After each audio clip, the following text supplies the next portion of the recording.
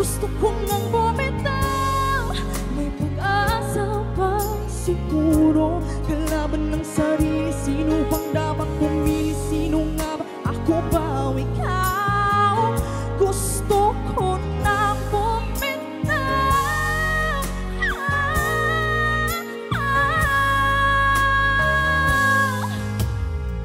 Ang kalungkutan ko, kaligayahan mo.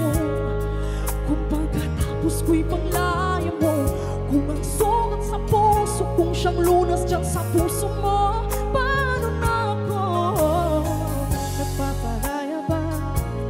Papakawalan na lamang pakitang pusa loob, pinanghihinaan na ng loob. Gusto ko nang bumitaw, ngunit ayaw pa ng puso. Gusto ko nang bumitaw, may pag-asa pa siguro. Kalaban ng sarili, sino pang dapat pumili?